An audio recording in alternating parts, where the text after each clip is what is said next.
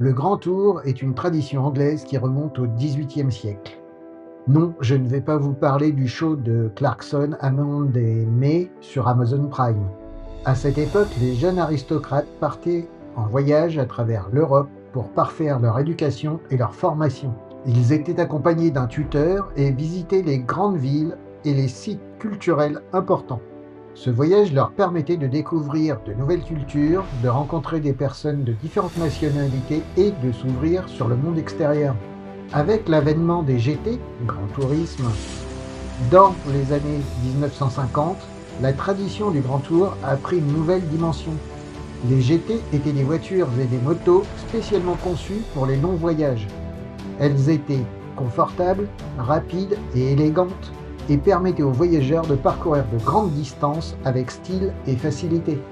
Aujourd'hui, le Grand Tour est une source d'inspiration pour les voyageurs du monde entier. Les GT modernes offrent des performances exceptionnelles, un confort inégalé et une technologie de pointe pour que les voyageurs puissent explorer le monde avec style et facilité. Voici quelques exemples de GT actuels pour voyager. La BMW R1250 RT, une moto de tourisme puissante et confortable, idéale pour les longs trajets sur les routes sinueuses. La Yamaha Tracer 9 GT, une moto qui fait le bonheur des suiveurs et des caméramans du Tour de France par exemple. La Honda Goldwing, elle est devenue LA référence des GT dans le monde de la moto. La Harley-Davidson Road Glide Ultra, celle qu'on imagine forcément pour parcourir la Mythic Road 6P6 à moto. La Indian Pursuit, depuis toujours, Indian et Harley-Davidson se battent sur les mêmes terrains, quels qu'ils soient, et le GT ne fait pas exception à cette règle. L'Aston Martin DB12, la version la plus récente qui pourrait conduire James Bond. La Ferrari 812 GTS, le confort et 800 chevaux, cheveux au vent, ça ne doit pas être désagréable.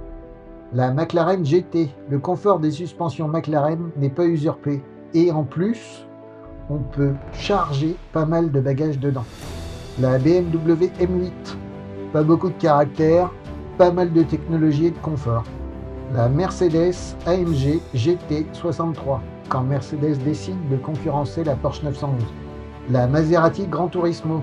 Dans cette ultime version, on oublie le chant du V8 qui a cédé sa place à un V6 biturbo à faune. La Porsche 911, une voiture de sport légendaire qui a des performances de pointe et élégance intemporelle. La Bentley Continental GT, une voiture de grand tourisme de luxe avec un design élégant et des performances exceptionnelles. Que vous soyez un passionné de voiture ou de moto, le Grand Tour est une expérience inoubliable qui vous permettra de découvrir le monde avec style et élégance. Alors n'hésitez plus et embarquez pour une aventure inoubliable sur les routes du monde entier. Le détail qui peut avoir son importance est que cette tradition était destinée aux jeunes aristocrates, ce qui signifie donc qu'évidemment les véhicules destinés au Grand Tour ont un coût certain. J'espère que ce podcast vous a plu. N'oubliez pas de rester connecté pour ne manquer aucun épisode à venir de Mister CGV. De nouvelles découvertes, des conseils inédits et des histoires passionnantes vous attendent. Abonnez-vous pour être sûr de ne rien rater et préparez-vous à vivre de nouvelles aventures avec moi. Merci de votre fidélité et à très bientôt pour un nouvel épisode captivant.